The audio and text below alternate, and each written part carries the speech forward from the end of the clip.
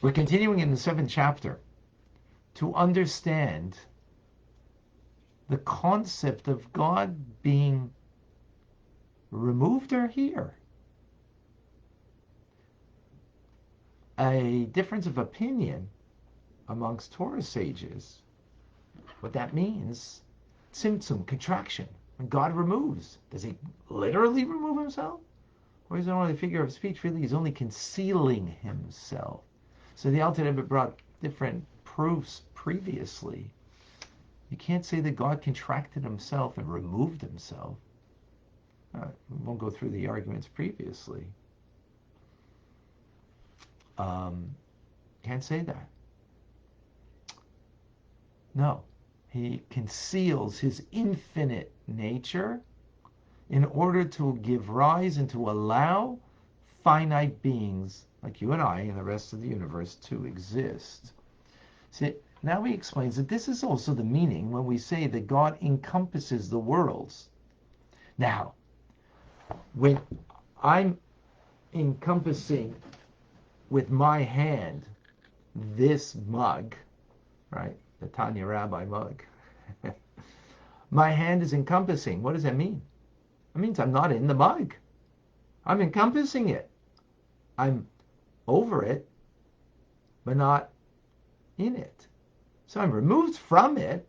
Yes, it's incorporated in the fact that I encompass it, right? Or when you give a hug, you encompass another person, but you're separate from that person, right? When you give a hug to another. So that's what one might think, God forbid, that therefore, when God encompasses the worlds, that means he's not in the world, but beyond it. Isn't that proof that God is somewhat removed from the world? So he says, no, you can't say that.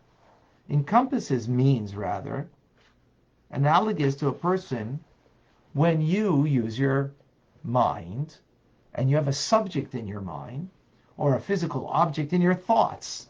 Like, I have this mug now as a thought in this physical object in my thoughts, right? Now, my intellect is encompassing the subject, whose image is formed in my thoughts. What does it mean? Is the image there? When we say it's encompassed in my thoughts, of course the image is there. Now, of course, the difference is, the only thing is I've got the image encompassed in my mind. I don't have the actual mug encompassed in my mind. God, on the other hand, whose thoughts are not like my thoughts. So my thoughts, I can only encompass the image of something in my mind. So I can encompass the image of another person in my mind. I can encompass a whole, beautiful vacation, or whatever, sitting and teaching Tanya encompassed in my mind, right? So it's only the image. But God, whose thoughts are not like mine, he actually encompasses each and every creature in his mind.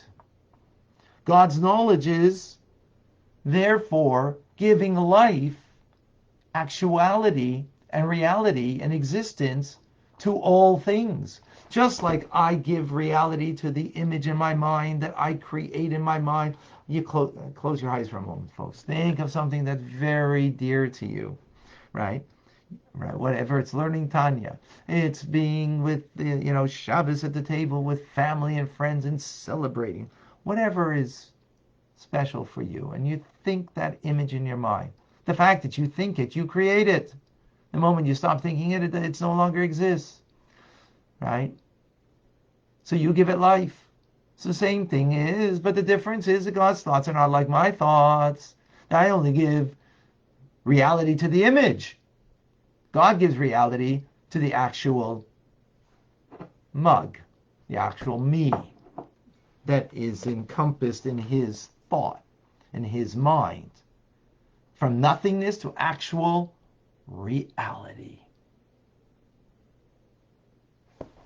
What does that mean? It means that God is literally not removed at all.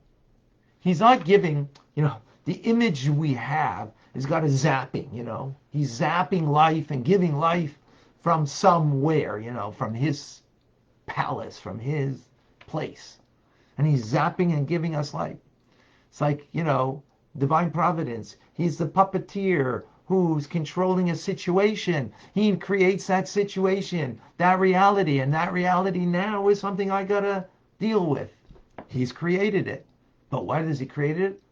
From a distance, right? The puppeteer from above. No, it's all a mistake. That's the idea. He removed himself. He didn't remove himself. He is himself.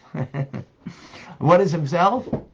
Well, just as I have the image of a whole world in my head and it only exists and it is alive because I think it, so likewise with God, but the difference is it's the actual being, this mug, not the image of this mug, me, not the image of me, the universe, all of the galaxies, not the image of it, but God himself